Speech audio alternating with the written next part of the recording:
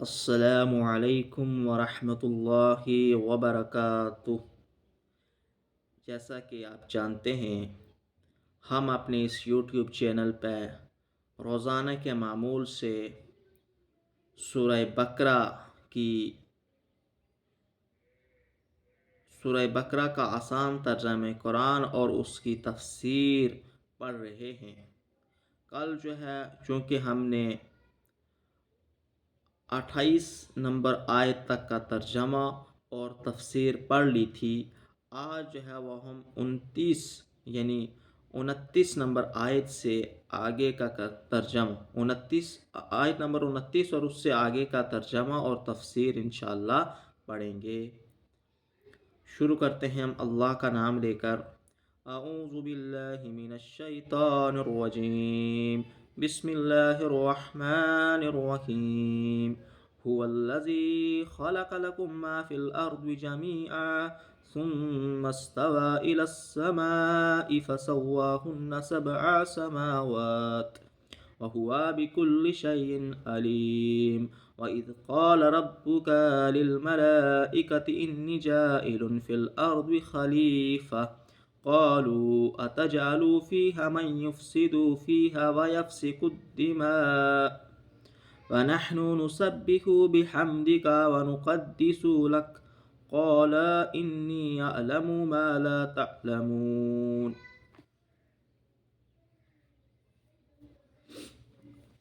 29 اور 30 نمبر آیت وہ ہم نے تلاوت کی ہے، اس کا ہم ترجمہ پہلے دیکھ لیتے ہیں۔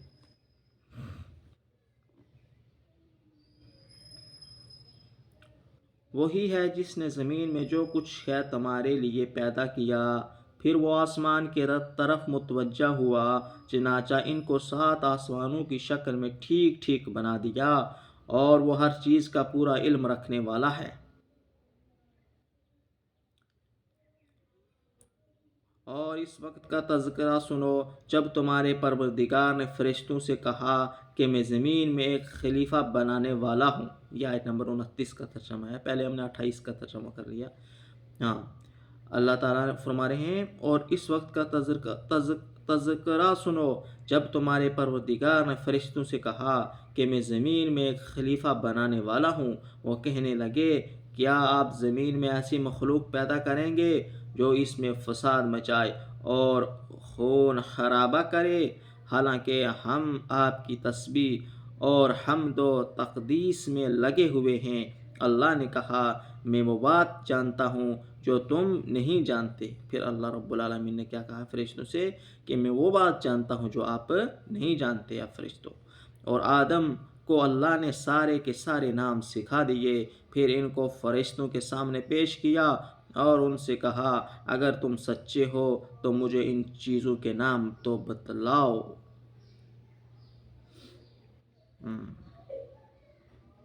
ناموں سے مراد کائنات میں پائی جانے والی چیزوں کے نام، ان کی خاصیتیں اور انسان کو پیش آنے والی مختلف کیفیات کا علم ہے، مثلا بھوک، پیاس، صحت اور بیماری وغیرہ۔ اگرچہ آدم علیہ السلام کو ان چیزوں کی تعلیم دیتے وقت فرشتے بھی موجود تھے، لیکن چونکہ ان کی فطرت میں ان چیزوں کی پوری سمجھ نہیں تھی، اس لیے جب ان کا امتحان لیا گیا تو وہ جواب نہیں دے سکے، اور اس طرح اللہ تعالیٰ نے عملی طور پر انہیں باور کرا دیا کہ جو کام اس نئی مخلوق سے لینا مقصود ہے وہ فرشتے انجام نہیں دے سکتے، کہ اللہ تعالیٰ وہ جو اس مخلوق سے کام لینا چاہتا ہے وہ فرشتے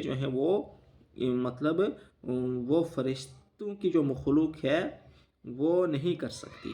اللہ کا مقصد ہے فرشتوں کا جو کام ہے وہ اللہ کی تسبیح کرنا ہے، ہر وقت اللہ کے ذکر میں رہنا ہے، لیکن اللہ کا جو مقصد ہے اس مخلوق سے جو کام لینے کا مقصد تھا وہ کچھ اور ہی تھا۔ اس لیے فرشتوں سے اللہ نے سوال کر دیا کہ اس کا آخر جواب تو بتاؤ، لیکن فرشتے وہ ان چیزوں کا جواب نہیں دے سکے۔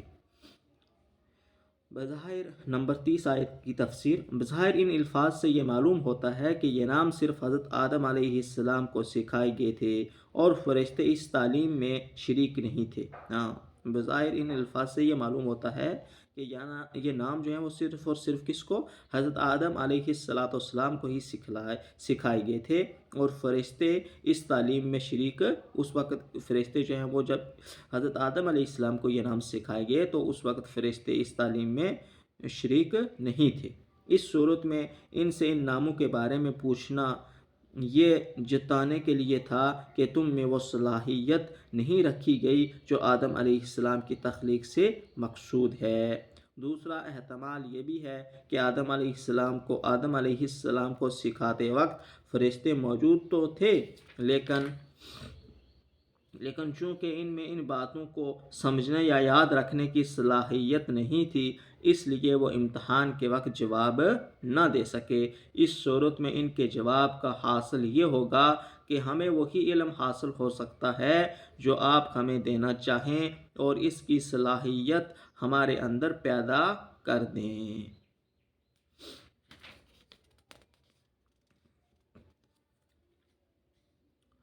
وَعَلَّمَ آدَمَ الْأَسْمَاءَ كُلَّهَا ثُمَّ عَرَضَهُمْ عَلَى الْمَلَائِكَةِ فَقَالَ أَنبِئُونِي بِأَسْمَاءِ هَؤُلَاءِ إِن كُنتُمْ صَادِقِينَ. قالوا سبحانك لا علم لنا إلا ما علمتنا إنك أنت العليم الحكيم. قال يا آدم أنبئهم بأسمائهم فلما أنبأهم بأسمائهم قال ألم أقل لكم إني أعلم غيب السماوات والأرض وأعلم ما تبدون وما كنتم تكتمون.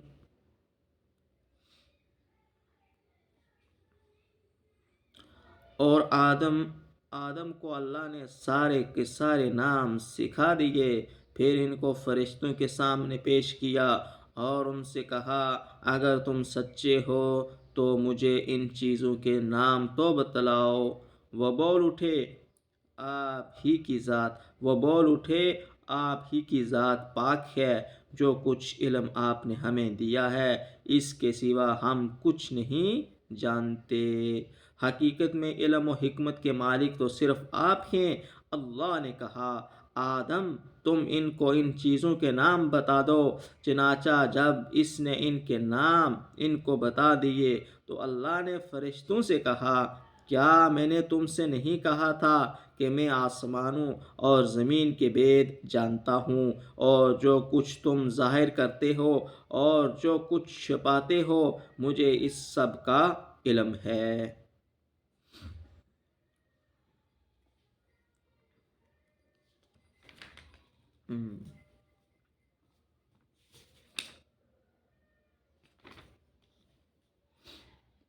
فرشتوں کے سامنے آدم علیہ السلام کی عظمت کا عملی مظاہرہ اور ان کا امتحان لینے کے لیے انہیں آدم علیہ السلام کو سجدہ کرنے کا حکم دیا گیا. مطلب جو فرشتوں کے سامنے کیا کیا گیا؟ آدم علیہ السلام کی عظمت کا عملی مظاہرہ اور فرشتوں کا امتحان لینے کے لیے ان سے کہا گیا کہ آپ آدم علیہ السلام کو سجدہ کریں. یہ سجدہ عبادت کا نہیں تعظیم کا سجدہ تھا، بلکہ یہ سجدہ عبادت کا سجدہ نہیں ہے. عبادت کے لائق تو صرف اللہ ہی ہے، وہ اللہ ہی کو سجدہ ہو سکتا ہے، بلکہ یہ تعظیم کا سجدہ تھا جو بعض پچھلی شرعیتوں میں جائز تھا. یہ سجدہ بعض پچھلی شرعیتوں میں کیا تھا؟ جائز تھا. بعد میں تعظیم کے لیے بھی اللہ تعالیٰ کے سوا کسی اور کو سجدہ کرنے کی سختی سے ممانعت کر دی گئی تاکہ شرک کا کوئی شائبہ بھی پیدا نہ ہو. اور سجدہ کروانا اس بات کا بھی مظاہرہ تھا کہ فرشتوں کو اس بات کی تلقین کی جا رہی ہے کہ کائنات میں جو چیزیں ان کے اختیار میں دی گئی ہیں وہ انسان کے لیے مسخر کر دی جائیں تاکہ یہ دیکھا جائے کہ وہ ان کو صحیح استعمال کرتا ہے یا غلط. اگرچہ براہ راست سجدے کا حکم فرشتوں کو دیا گیا تھا مگر اس میں تمام جاندار مخلوقات بھی شامل تھیں، لہٰذا ابلیس جو جنات میں سے تھا اس وقت جب سجدے کا حکم دیا گیا فرشتوں کو مگر اس میں تمام جاندار مخلوق بھی شامل تھی، لہٰذا ابلیس جو جنات میں سے تھا، ابلیس کیا تھا؟ یہ جنات میں سے تھا، اس پر بھی اس حکم کی تعمیل لازم تھی، اس کو بھی یہ حکم دیا گیا کہ ابلیس تم بھی آدم علیہ السلام کو سجدہ کرو۔ لیکن جیسا کہ خود قرآن کریم نے دوسری جگہ بیان فرمایا ہے، وہ اللہ سے کہنے لگا کہ مجھے تو نے آگ سے پیدا کیا ہے اور آدم کو مٹی سے، اس لیے میں اس سے افضل ہوں، میں اسے کیوں سجدہ کروں؟ تو ابلیس کے اندر ایک اکڑ سی پیدا ہو گئی کہ ابلیس نے کہا کہ اللہ تو نے تو مجھے آگ سے پیدا کیا اور آدم علیہ السلام کو مٹی سے پیدا کیا، ان کا پتلا جو ہے وہ مٹی سے بنایا آپ نے، پھر اس میں روح پھونکی، تو میں اس کو سجدہ کیوں کروں؟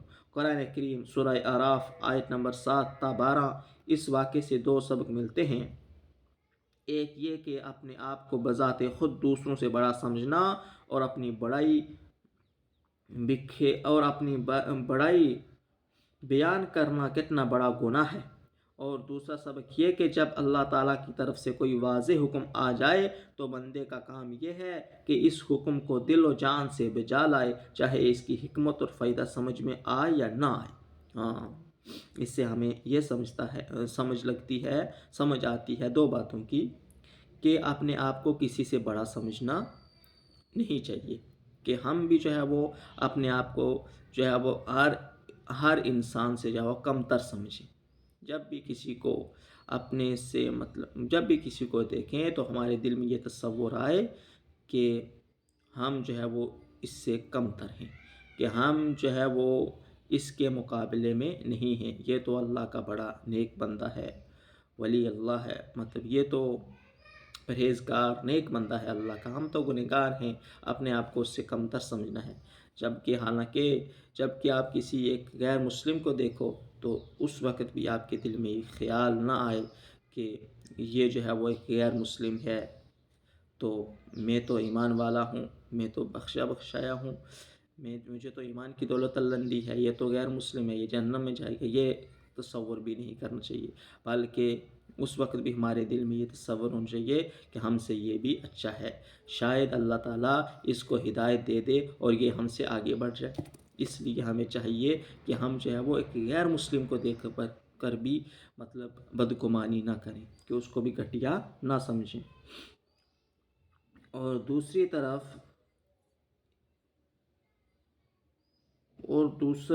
دوسرا نمبر پر اس چیز سے ہمیں یہ سمجھ آتی ہے کہ جب بھی کوئی اللہ تعالیٰ کا حکم آ جائے تو اس کو فوراً بجا لانا چاہیے، اس کو فوراً جو ہے وہ کرنا چاہیے، چاہے اس کا مطلب اس سے کوئی ہمیں اس کو دل و جان کے ساتھ ہمیں کرنا چاہیے، چاہے اس کا فائدہ ظاہر میں کوئی فائدہ نظر آئے یا نہ آئے، لیکن اس کو ہمیں کرنا ہی کرنا ہے، کیونکہ اللہ کا حکم ہے وہ۔ یہ کون سا درخت تھا؟ قرآن کریم نے اس کی وضاحت نہیں فرمائی، نہ اس کے جاننے کی ضرورت ہے، اتنا جان لینا کافی ہے کہ جنت کے درختوں میں ایک درخت ایسا تھا جس کا پھل کھانے سے انہیں روک دیا گیا تھا۔ جنت کے اندر حضرت آدم علیہ السلام کو جس درخت سے روکا گیا تھا کہ آپ اس درخت کے پاس نہیں جائیں گے، تو اس درخت کا نام جو ہے وہ یہاں پر ذکر تو نہیں کیا گیا، بلکہ اتنا جان لینا کافی ہے، مطلب کہ یہ جنت کے درختوں میں سے ایک درخت ہے۔ جنت میں بہت سارے درخت ہیں، ان درختوں میں سے یہ بھی ایک کیا تھا؟ درخت تھا، اور جس کا پھل کھانے سے حضرت آدم علیہ السلام کو کیا کیا دیا تھا؟ روک دیا گیا تھا۔ بعض روایات میں ہے کہ یہ گندم کا درخت ہے، کچھ روایات کے اندر آتا ہے کہ یہ کس کا درخت تھا؟ گندم کا درخت تھا، بعض میں انگور کا ذکر ہے، مگر کوئی روایت ایسی نہیں جس پر پورا بھروسہ کیا جا سکے، لیکن کوئی ایسی روایت ہمیں نہیں ملتی کہ جس پر پورا بھروسہ کیا جائے 100% کہ یہ درخت تھا، یہ مطلب یہی درخت تھا۔ اس لیے ہمیں اتنا سمجھ لینا چاہیے کہ یہ جنت کے درختوں میں سے ایک درخت تھا جس کے پاس حضرت آدم علیہ السلام کو جانے سے روک دیا گیا تھا کہ آپ اس درخت کے پاس نہیں جائیں گے۔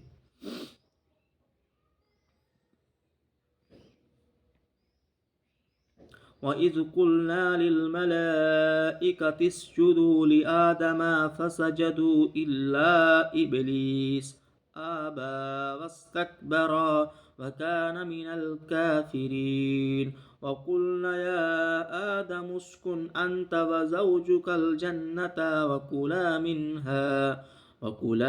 مِنْهَا رَغَدًا حَيْثُ شِئْتُمَا وَلَا تَقْرَبَا هَٰذِهِ الشَّجَرَةَ فَتَكُونَا مِنَ الظَّالِمِينَ۔ اور اس وقت کا تذکرہ سنو جب ہم نے فرشتوں سے کہا کہ آدم کو سجدہ کرو، چنانچہ سب نے سجدہ کیا سوائے ابلیس کے کہ اس نے انکار کیا اور متکبرانہ رویہ اختیار کیا اور کافروں میں شامل ہو گیا۔ اور ہم نے کہا آدم تم اور تمہاری بیوی جنت میں رہو اور اس میں سے جہاں سے چاہو جی بھر کے کھاؤ، مگر اس درخت کے پاس بھی مت جانا ورنہ تم ظالموں میں شمار ہوگے۔ یہ آیت نمبر 34 اور 35 کا ترجمہ ہم نے کیا۔ اب اس کی تفسیر دیکھ لیتے ہیں، 34 اور 35 آیات نمبر کی تفسیر۔ یعنی شیطان نے انہیں بہکا کر اس درخت کا پھل کھانے پر آمادہ کر دیا۔ شیطان نے ان کو بہکایا اور کیا کیا، پھسلایا اور پھر جو ہے انہیں مجبور کر دیا، آمادہ کر دیا کہ وہ اس درخت کے پاس چلے جائیں اور اس کا پھل کھا ہی لیں، اور بہانہ یہ بنایا کہ یہ درخت بڑا مفید ہے، اور یہ بہانہ بنایا کہ یہ بہت بڑا مفید درخت ہے، کارآمد درخت ہے، کیونکہ اس کو کھانے سے ابدی زندگی حاصل ہو جاتی ہے۔ لیکن شروع میں آپ کو اس لیے منع کیا گیا تھا کہ آپ کی جسمانی کیفیت اس کو برداشت نہ کر سکتی تھی۔ اب چونکہ آپ جنت کے ماحول کے عادی ہو گئے ہیں اور آپ کے قوی مضبوط ہو چکے ہیں، اس لیے اب وہ ممانعت باقی نہیں رہی۔ اس واقعے کی مزید تفصیل کے لیے دیکھیں سورہ اعراف اور سورہ طٰہٰ کے اندر ہم جو ہے وہ اس واقعے کی مزید تفصیلات پڑھیں گے آگے چل کر۔ آیت نمبر 35 کا تفسیر کیا ہے؟ مطلب یہ ہے کہ اس واقعے کے نتیجے میں آدم علیہ السلام اور ان کی اہلیہ کو جنت سے اور شیطان کو آسمانوں سے نیچے زمین پر اترنے کا حکم دے دیا گیا۔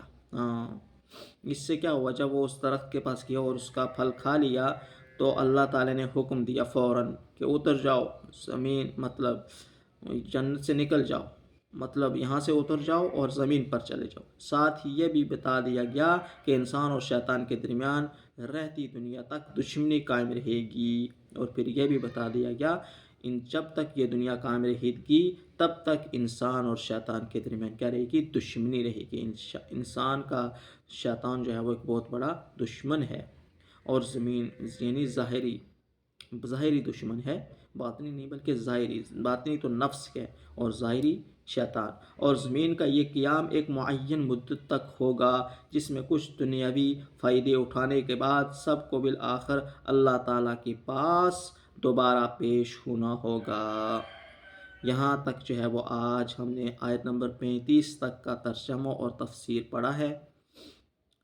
امید ہے کہ آپ جو ہے وہ اس کو اچھے طریقے سے سمجھے ہوں گے اور اس کا جو ہے وہ خود بھی جو ہے وہ اس کا مطالعہ کریں گے۔ جو مطلب مفتی تقی عثمانی صاحب کا جو قرآن ہے آسان ترجمہ قرآن، وہاں سے بھی اس کو دیکھ کر اس کا مطالعہ کریں گے، مزید آپ کو سمجھ آئے گی۔